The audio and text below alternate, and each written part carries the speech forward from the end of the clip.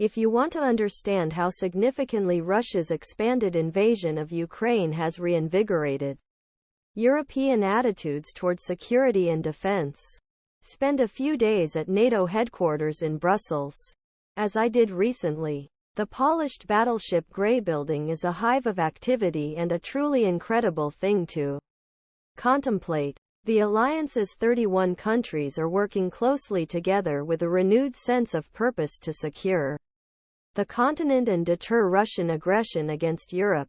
Uniforms, all types of camouflage accompany the symphony languages, all working towards a common goal: weakening before Russia's expansion into Ukraine. French President Emmanuel Macron went so far as to suggest that the alliance was experiencing brain death with no clear purpose. A visit to headquarters will likely dispel that idea indefinitely. The alliance now moves forward with clear focus. So far, NATO has consciously stayed out of the war in Ukraine, and the alliance has provided only non-lethal assistance to Kiev, despite President Vladimir Putin's suggestions to the contrary. The conflict in Ukraine is not a fight between NATO and Russia. Member states are providing significant assistance to support Ukraine's defense counteroffensive, but the alliance's defense and deterrence mission remains unchanged, has certainly been re-strengthened. In contrast to pre-war days, it was striking to talk with NATO personnel and hear their sense of purpose focus. Of course, they were busy before February 2022, as they noted, but Ukraine's demands and the recognition that Russia was a clear and present threat were a much stronger point to address. From creation and approval of new regional defense plans, active integration of Finland, alliance is updating its defense and deterrence model to address reality that conflicts are returning continent and the demands of high-intensity warfare.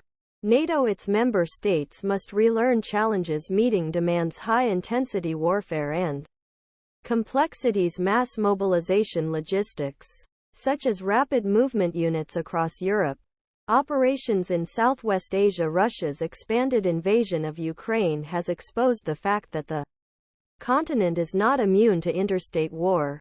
The challenges of high-intensity warfare require a renewed focus on the elements of planning that were commonplace in the Cold War.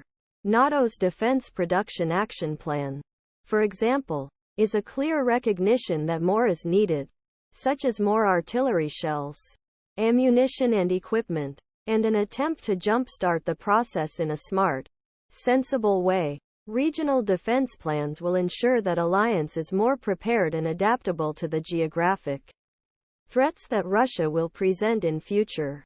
Scalable NATO battlegroups will provide greater flexibility in responding to Russian movements and see the alliance more mobile and agile. Obstacles still remain. While countries are moving national defense spending closer to the 2% of GDP target, this only means adjusting to the previous